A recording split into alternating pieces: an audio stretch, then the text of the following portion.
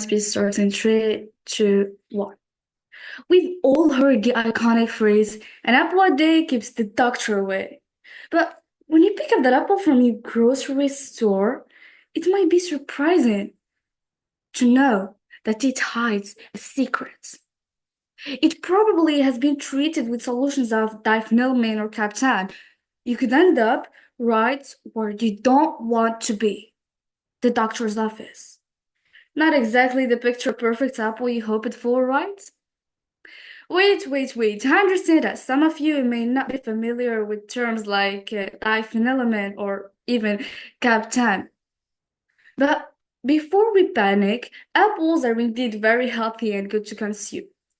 However, the overuse of a certain substances has left not only apples but also many other crops less healthy and has devastating effects on our environment in ways we can no longer ignore. So, ladies and gentlemen, let me introduce a present threat to our health and environment that poisons all the crops we buy in the supermarkets: synthetic agrochemicals. Today, I will begin by examining how agrochemical use became widespread, then discuss the devastating effects they have on both human health and the environment, and lastly, explore what we can do to make the food industry better for our bodies and our planet. To start, some of you may be wondering, what exactly are agrochemicals? Simply, they are chemicals used in modern agriculture to boost crop production and also protect plants from pests, diseases, weeds, and other threats. Before having access to synthetic products, farmers used natural ways like some extracts derived from plants and heavy metals to increase yields and also get rid of pests. Agrochemicals were first introduced during the Second World War, but during the post-war era, efforts shifted to maximizing food growth due to the dramatic increase in the population known as the baby boom, which led to the Green Revolution, a movement that aimed to increase food production to feed the growing global population. It introduced high-yield crop varieties, improved irrigation and also mechanization, and also led to the widespread use of synthetic agrochemicals. On the one hand, the Green Revolution increased food security worldwide. The UN Food and Agriculture Organization found that in the 1960s, global cereal production more than doubled, while the area of land under cultivation increased by only about 10%. To this day, agrochemicals present as a miracle for modern farming. By improving crop resiliency and agricultural yields, food production has skyrocketed. So whether it's a hobby farmer buying pesticide for their home garden or a multinational corporation using them on acres of land, agrochemicals have made their way into your food and also into your dinner plates. And despite their promise of more sustainable agriculture, the reality of their widespread use is far more grim. How many times have you washed your apple thinking that you have eliminated every dirt and every danger? Many studies have shown that agrochemical traces can still remain on food even after washing or peeling. We have to note as everyday consumers that even the very small amount of agrochemicals consumed each day persists in the body. Furthermore, some individuals may be more sensitive to this kind of substances, but we have to remember that farmers are more likely to be harmed by these substances due to their consistent work with them. This brings us to talk about the health effects of agrochemicals. So, first of all, when agrochemicals persist in the body, they can cause inflammation and also damage to the DNA, which can lead to various cancers, such as the non-Hodgkin lymphoma caused by glyphosate, according to the World Health Organization International Agency for Research in Cancer.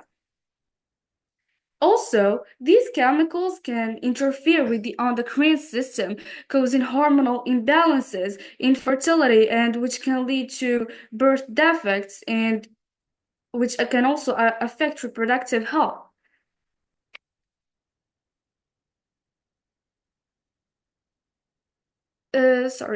Sorry for this. Beyond this, many of these chemicals, particularly insecticides, can be neurotoxic, damaging neurons and leading to disorders like Parkinson's and Alzheimer's disease. Symptoms of such exposure may include reduced motor skills and also memory loss. Take the example of the farmer Anaso Mori from Maharashtra in India.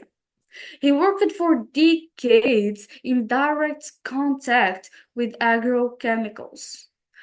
Mori experienced symptoms like breathlessness, dizziness, and neurological issues, later diagnosed as a peripheral neuropathy due to his prolonged exposure to agrochemicals. His health deteriorated to the point that he could no longer work in the fields and had to hire laborers to replace him. He describes his situation as unavoidable but unaffordable, demonstrating the serious toll agrochemicals take on farmers' lives. The dangers of agrochemicals extend beyond human health. They also have devastating environmental consequences.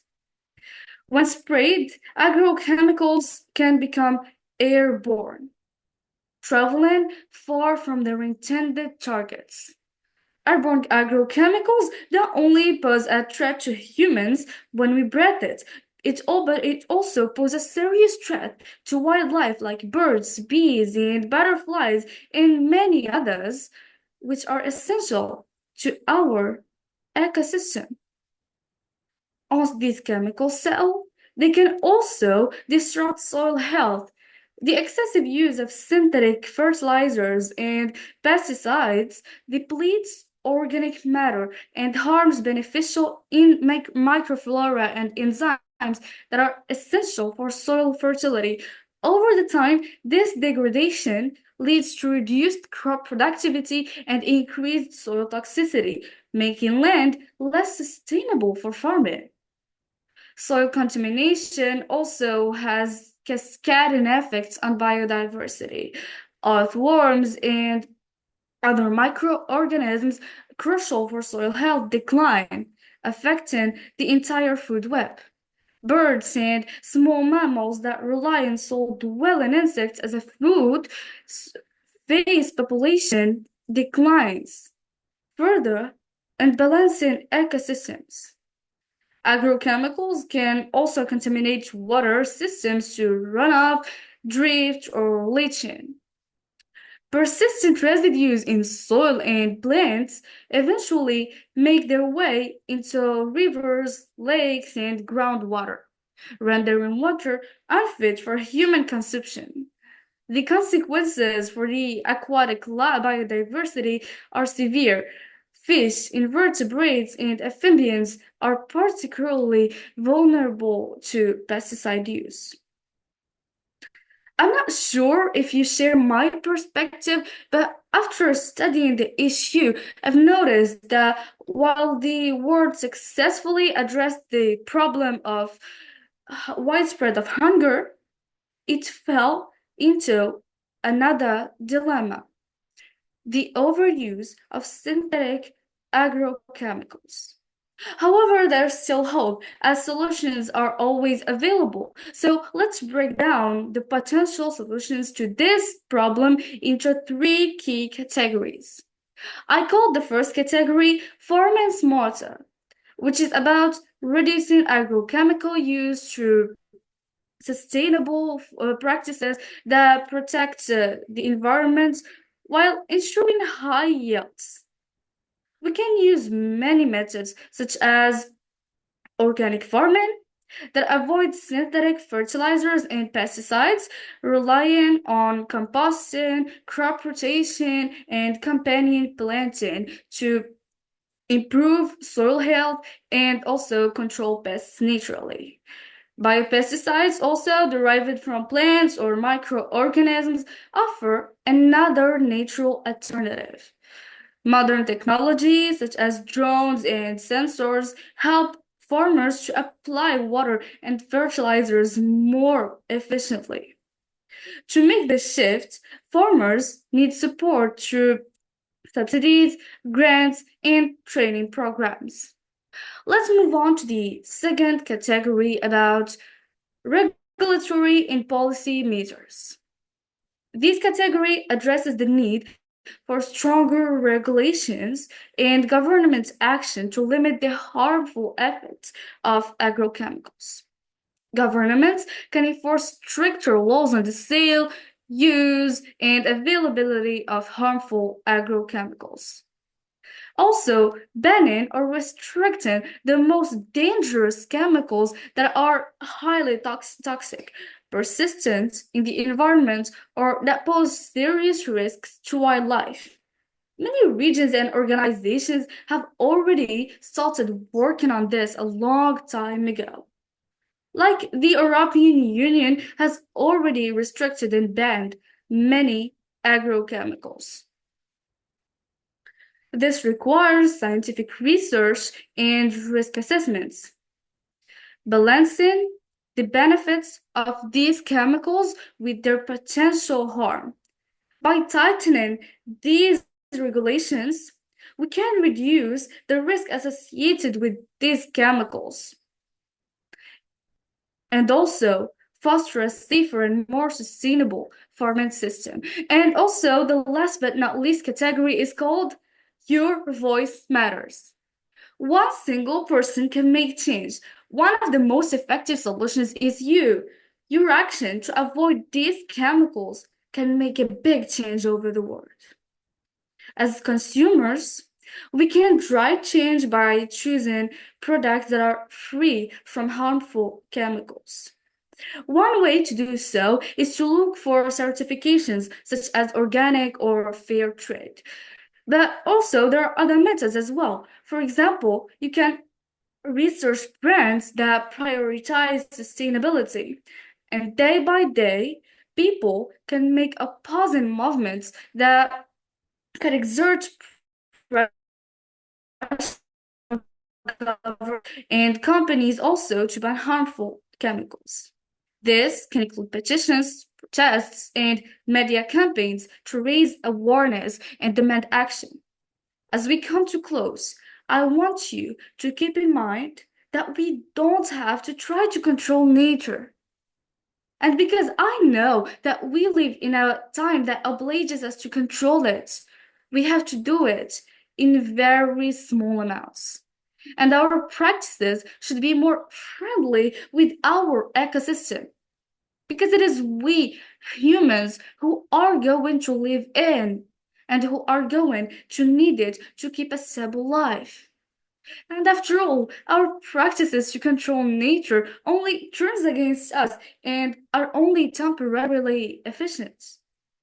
We all have to be united. We all have to do our best to live a healthy life free from any single harmful substance. Thank you.